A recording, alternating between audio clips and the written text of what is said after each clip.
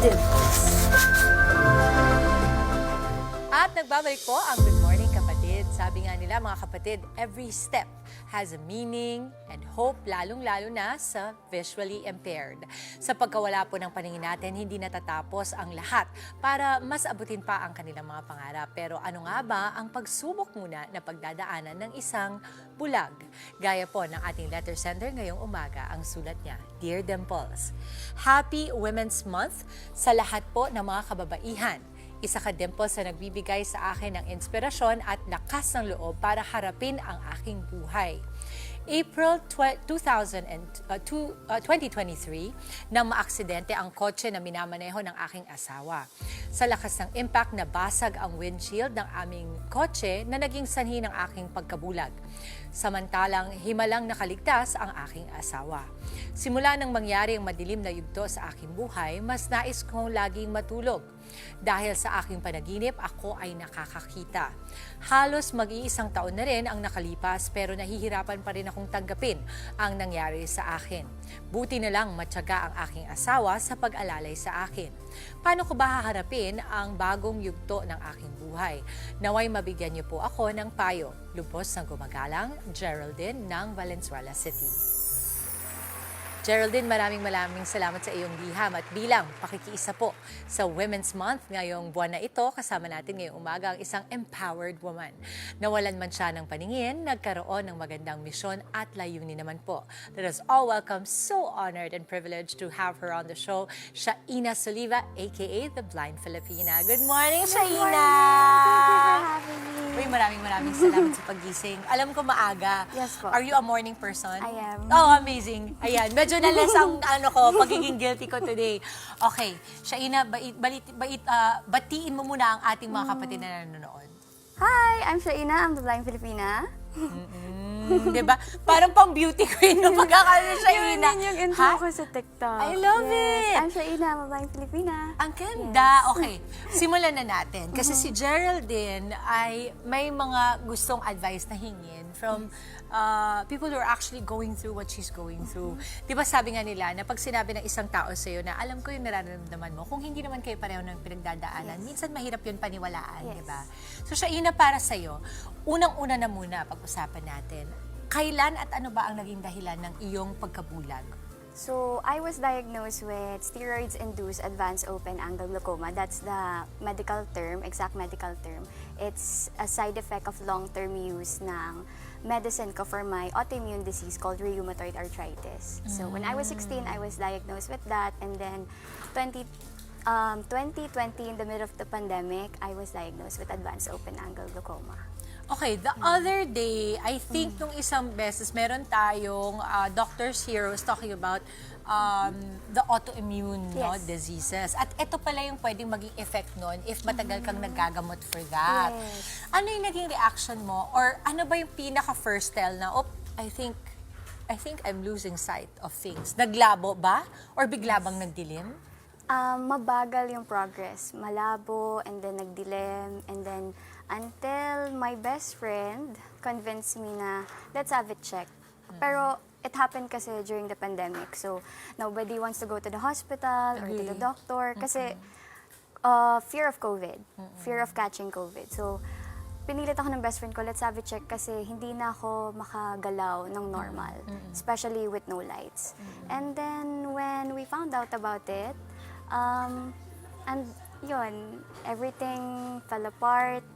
Ang daming questions, why it happened to me, why now? Ang dami. Tapos, binigyan ako ng 2 weeks for surgery if I want to. Pinag-prepare kami ng money, pero... And then, we did. Yung best friend ko din nag-compile ng money. And then, pagbalik namin, sabi na, they can't do it. My doctors can't do it.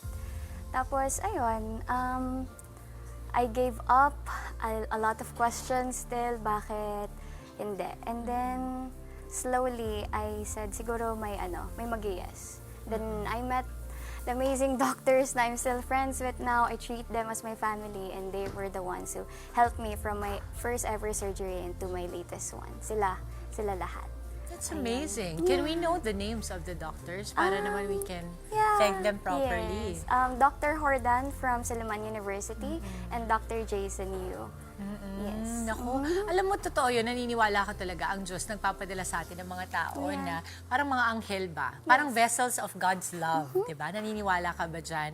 Eto, ano iba yung mga pagbabago simula nung unti-unti kang nawalan ng paningin? Kasi you were saying it was a slow process, no? And ang pinakamahirap kasi sa slow process is even your healing will be somewhat slow because lagi kang parang push and pull kung will I be hopeful today?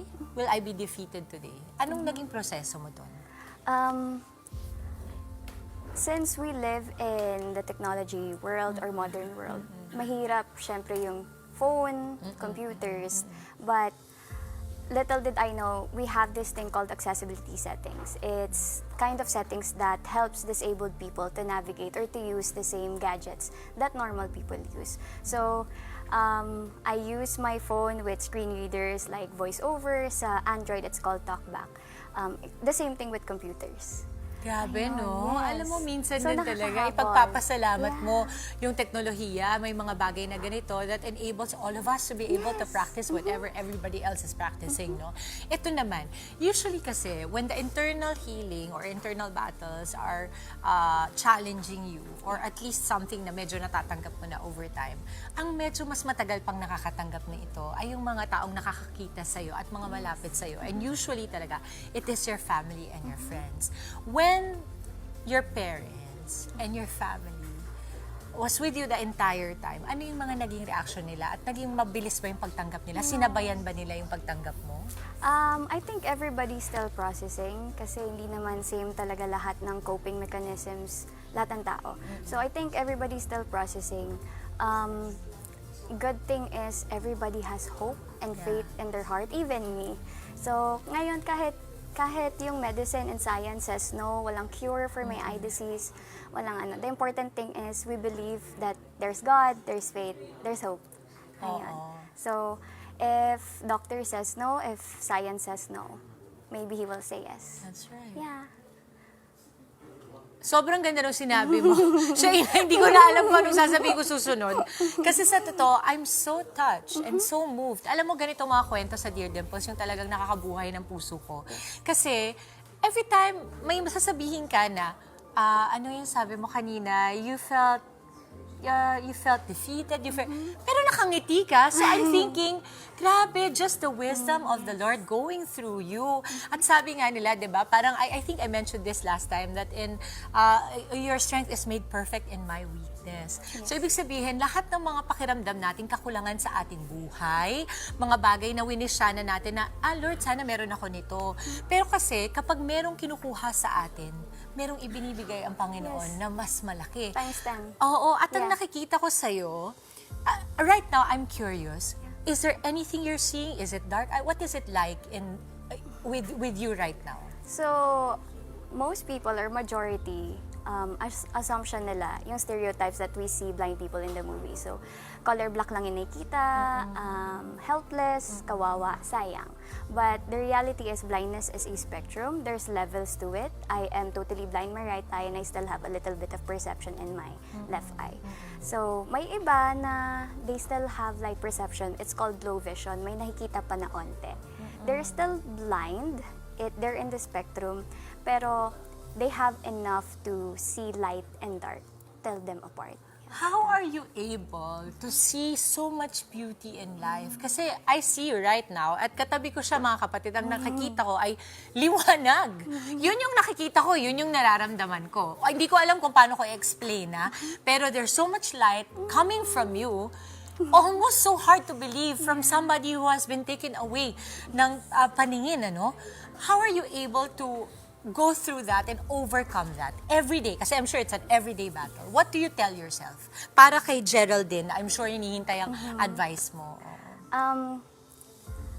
Because before blindness, I've always been this happy-go-lucky, adventurous, the happy friend. And I said na, not because I was stripped off with perfect vision, I will stop being myself. I shouldn't be. So, until now, it took me so long to accept things. But what I realized is that I am still me, even as a blind Filipina. Ayun, yeah. And proudly so. Ang ganda-ganda, Shaina. You have been raised very, very well. Your mama is here. She must be very proud.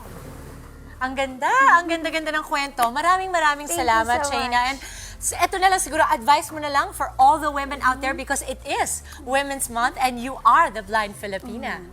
My advice to all women out there, do not let anybody or anything dictate your worth as a woman in this society.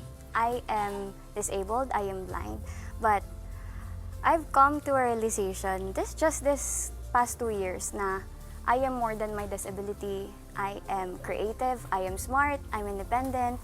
Not because I'm blind, I will waste all of that. So, ayun, don't let anybody dictate or anything dictate you as a woman here in the world. Ang ganda. Maraming salamat. Maraming salamat, Shaina. At alam mo, pag nakikita kita, I see a woman that is an epitome of faith. Because they say faith is believing in what you cannot see. Yes. Thank you for your light today. Thank you, Shaina, thank you. maraming salamat. Thank Ha? you. At ang ganda-ganda mo. Mamaya tatanungin ko kung saan mo talaga nabili ang damit mo na yan. Ha? I'm sure maraming natutunan si Geraldine sa'yo. Shaina, sorry, I want to know your social media accounts. Oh, I'm at Shaina Blind Filipina and all social media. Amazing. Okay, I'm following right away. Thank you so much, Shaina, for today. At maraming salamat sa iyong mabuting ina na nandito to support you. Mga kapatid, Dimples Romana po, kumpletuhin ang inyong umaga ng mga kwentong puno ng inspirasyon. Salubungin po ang bawat araw ng may ngiti at pag-asa. Kaya't mag-subscribe na po at mag-follow na sa aming social media pages ng News 5.